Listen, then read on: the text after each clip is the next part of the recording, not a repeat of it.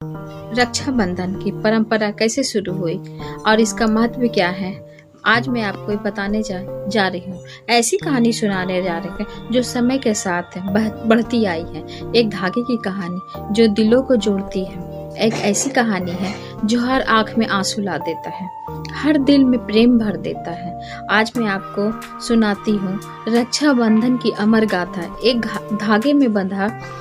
दोस्तों, आपने कभी सोचा है कि एक साधारण सा धागा इतनी शक्ति कैसे रख सकता है? कैसे एक छोटी सी पट्टी में छुपा होता है अनंत प्रेम, असीम विश्वास और अटूट विश्वास का रक्षा का कवच। आज इस कहानी के बारे में हम लोग जानेंगे। तो रक्षाबंधन एक त्योहार नहीं है, ये एक भावना है, एक संस्कार है, जीवन मूल्य है जो हमारे मूल्य की संस्कृति में, हमारे आत्माओं में बसा हुआ है। नमस्कार दोस्तों, मैं आपको फिर एक बार इस ब्लॉग विद रवि कुमार में आपका स्वागत करती हूँ। तो दोस्तों, तो आज एक नई कहानी लेके आपके सामने आए हैं, तो आपकी सेवा में उपस्थित हुए हैं।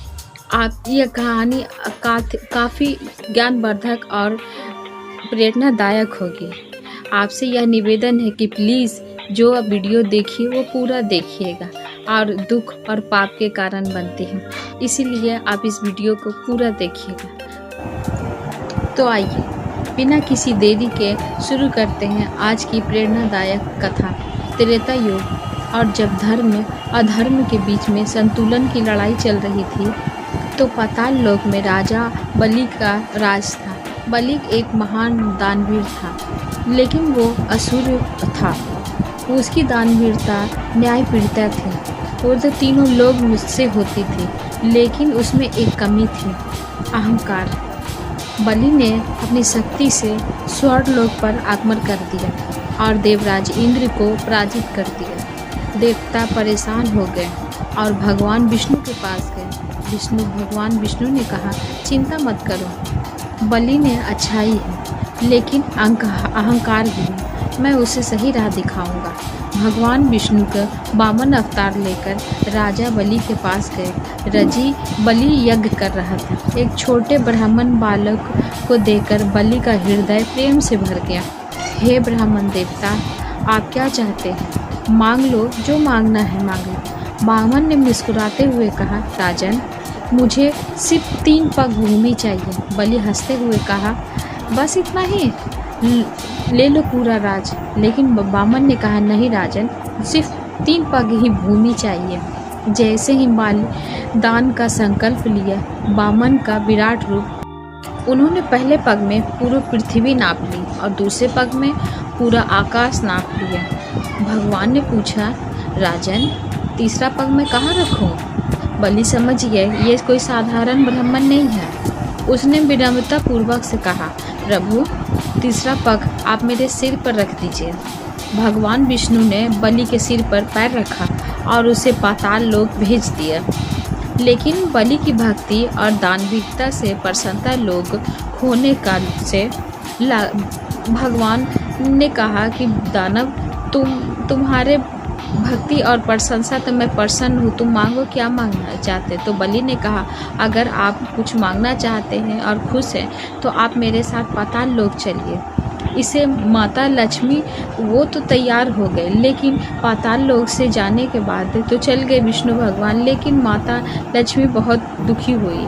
लेकिन माता लक्ष्मी ने सोचा कि मैं अपने पति को वापस कैसे लाऊं। तो उन्हें एक उपाय सोचा कि सावन पूर्णिमा का दिन एक ब्राह्मणी का रूप धारण करके लक्ष्मी माँ पाताल लोक पहुँची और उसने लक्ष्मी माँ से कहा, राजन, मैं आपको राखी बांधना चाहती हूँ, आप मेरे भाई के समान हैं। बलि बहुत खुश हुआ। जब लक्ष्मी जी ने प्रेम से राखी बांधी तो बलि ने कहा, माता, आपने मुझे जब लक्ष्मी जी ने प्रेम से राखी बांधी तो बलि ने कहा, माता, आपने मुझे अपना भाई बनाया है, बताइए आपको क्या चाहिए? तब माता लक्ष्मी ने अपना असली रूप प्रकट किया और कहा, राजन, मैं लक्ष्मी हूँ। आपने मेरे पति को अपने साथ पाताल लोक में रख लिया है। आप मेरे भाई हैं, कृपा करके मेरे भाई को पति को मेरे पास वापस कर दें। राजा बलि के आंखों में आंसू आ गए और उन्होंने कहा, माता, आपने मुझे अपना भाई बनाया है। भाई का पहला कर्तव्य होता है अपनी बहन की रक्षा करना होता है, तो आपके पति आपके हैं, मेरे नहीं। इस प्रकार ने माता लक्ष्मी ने राखी के बंधन से अपने पति को पाताल लोक से वापस पाया। राजा बलि ने सिखाया राखी का बंधन सबसे पवित्र होता है और भाई अपनी बहन के लिए सब कुछ त्याग कर सकता है। द्वापर युग में महाभारत काल द्रौपदी का हस्तिनापुर के राजपथ में शिशुपाल का वध हो चुका था। भगवान कृष्ण के हाथ से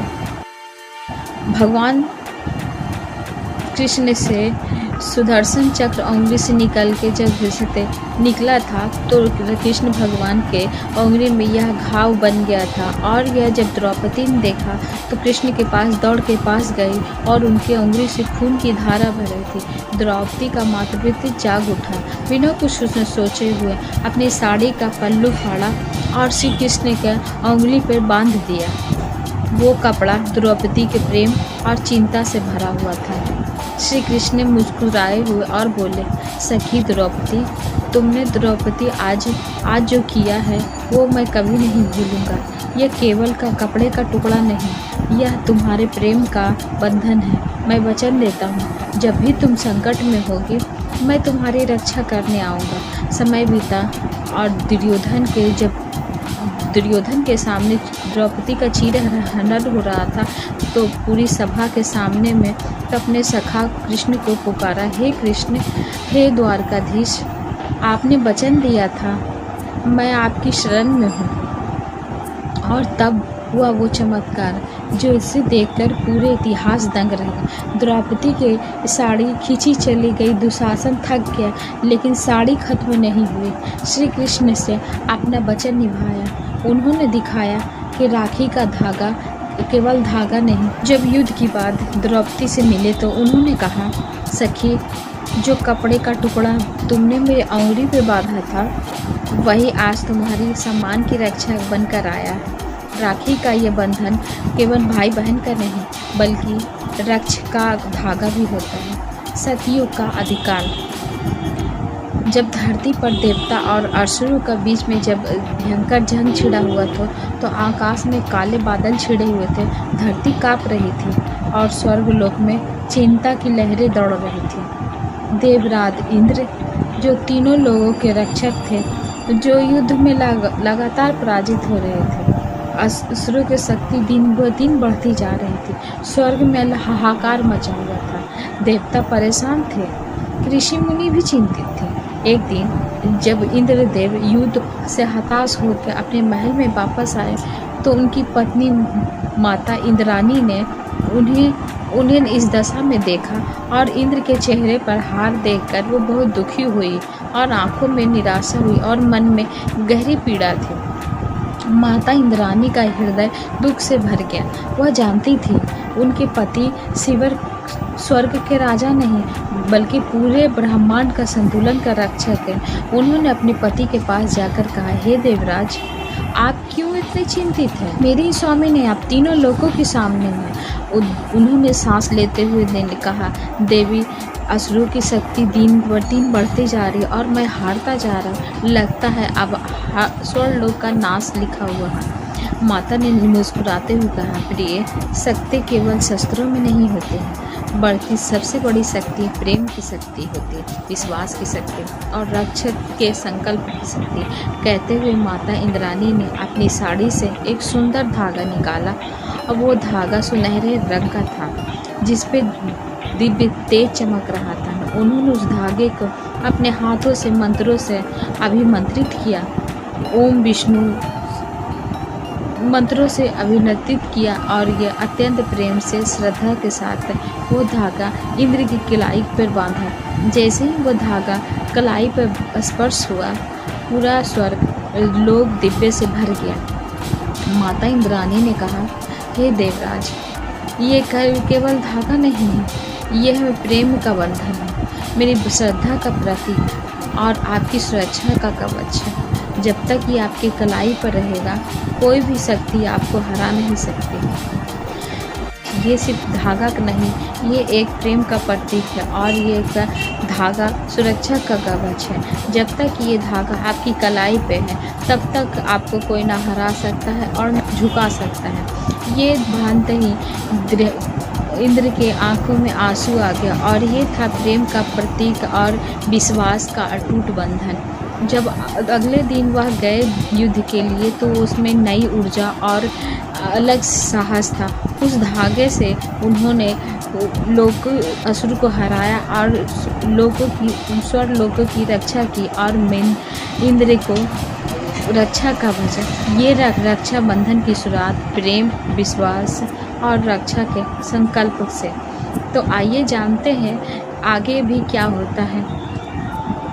बंधन हमेशा स्वीकार करता है कि एक नई स्वीकार करता है। धागा कहता है जब भी कोई मुझे बांधता है, जब भी कोई मुझे प्रेम से पूछता है, एक नया रिश्ता जन्म लेता है। जब भी मुझे कोई स्वीकार करता है, एक नई जिम्मेदारी जन्म लेती है। मैं सिखाती हूँ प्रेम में शक्ति है, मैं बताती हूँ कि रिश्ते में जादू है।